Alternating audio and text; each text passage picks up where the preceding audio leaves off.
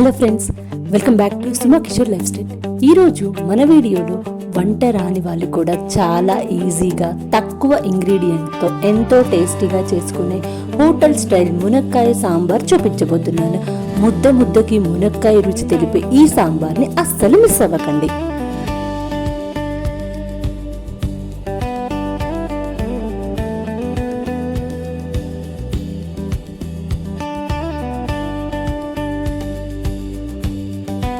దీనికోసం ముందుగా 1.5 గ్లాస్ కందిపప్పును తీసుకుని శుభ్రంగా కడిగి 1 గంట పాటు నానబెట్టుకున్నాను.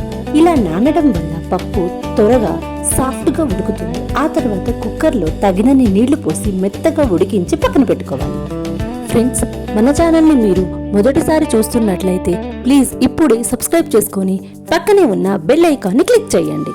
ఇప్పుడు సాంబార్ చేయడానికి ఒక పెద్ద కడాయినైతే స్టవ్ మీద పెట్టుకున్నాను. అందులో నూనె వేసుకొని నూనె వేడైన తర్వాత ఆవాలు, మినప్పప్పు, జీలకర్ర, ఎండుమిరపకాయలు, ఈ తర్వాత ముందుగా తరిగి పెట్టుకున్న ఆనియన్స్, క్యారెట్లు, పచ్చిమిర్చి 1 నిమిషం ఫ్రై అయితే చేసుకోవాలి. ఆ తర్వాత బంగాళదుంపలు, పొటాటో ముక్కల్ని కూడా యాడ్ చేసుకొని ఆ తర్వాత ఒక టమాటోని ఇందులో యాడ్ చేసి 1 నిమిషం ఫ్రై అవ్వాలి.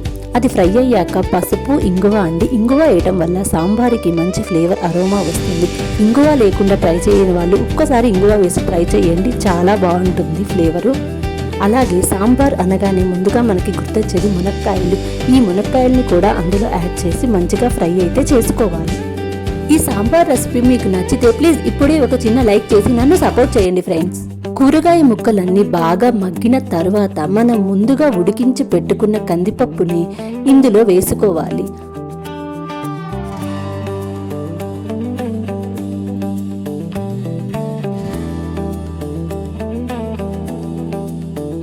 ఆ తర్వాత ఒక అరగంట పాటు నానబెట్టుకున్న నిమ్మకాయ సైజ్ అంతా చింతపండు నుండి తీసిన రసాన్ని కూడా ఇందులో యాడ్ చేసుకోవాలి. ఇప్పుడు సాంబారు కన్సిస్టెన్సీకి తగ్గట్టుగా మరికొన్ని నీళ్లు కూడా యాడ్ చేసుకోవాలి.